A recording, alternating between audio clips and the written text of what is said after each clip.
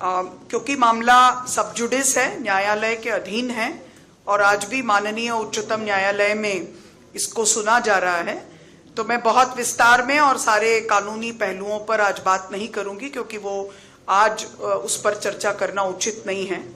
मगर एक चीज ऑलरेडी पब्लिक डोमेन में है और अब क्योंकि वो इलेक्शन कमीशन की साइट पे उपलब्ध है तो वो वैसे भी आप सबके सामने है, उसकी बात जरूर मैं रखूंगी और मेरे एक साथी को मैं अनुरोध करूंगी कि वो स्लाइड के रूप में यहाँ पर उसको चलाएं। जो सारे मामले की जड़ है वो फॉर्म चल गया है, फॉर्म 26 है। ये कहा गया कि मेरे द्वारा फॉर्म 26 में बात को दर्ज नहीं किया गया और तथ्य को छुपाया गया। अब उसके जो सवाल हैं वो आपके सामने हैं। राजनीतिक दल का ब्यौरा देना है, मतदाता सूची में जो उम्मीदवार का क्रमांक है वो ब्यौरा देना है, उम्मीदवार का फोन नंबर और जो भी उसकी आइडेंटिटी है, ईमेल अकाउंट है, वो उसकी जानकारी देनी है, पैन और आयकर के रिटर्न के बारे में विवरण देना है, संपत्ति और अन्य चीजों के बारे में विवरण देना है। लेकिन मोस्ट इंपॉर्टेंट बात जिस पर यह सारी बात शुरू हुई वो ये है कि अगर कोई लंबित आपराधिक मामला है तो उसकी जानकारी देनी है और अगर कोई दंडनीय अपराध में दोषी ठहराए गए हैं तो उसकी जानकारी देनी है। जाहिर है कि इन सब चीजों पर मैंने लिखा कि ये मुझ पर लागू नहीं है क्योंकि मुझ पर एक लीगल नोटिस है। वो लीगल नोटिस की पूरी कानूनी जानकारी मैंने मेरे ईसीआई को जो मेमोरेंडम दिया उसमें रखा।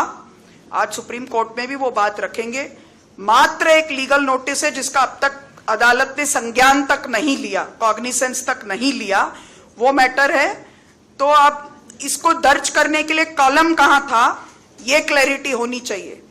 फॉर्म 26 में ऐसा कोई कॉलम नहीं है जिसमें लिखा जाए कि रैंडम कोई प्राइवेट कंप्लेंट के भी बारे में सूचना दीजिए।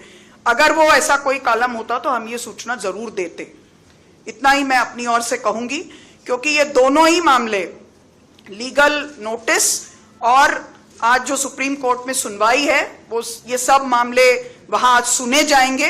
तो इस पर इसके अलावा और कुछ बोलना मेरे लिए आज वो ठीक नहीं होगा। वो सुप्रीम कोर्ट की जो गरिमा है उसके भी साथ ठीक नहीं होगा। मगर ये डॉक्यूमेंट क्योंकि पब्लिक डोमेन में है, मेरा एफिडेविट पब्लिक डोमेन में आप सबके पास ऑलरेडी होगा, इसलिए मैंने अपनी ओर से ये बात आपके समक्ष रखी ताकि ये किसी प्रकार की डिस्क्रिपेंसी ना हो कि फॉर्म में कोई कमी रह गई थी या कोई जानकारी छुपाई गई थी। कोई भी जानकारी छुपाई नहीं गई जो कि मांगी गई।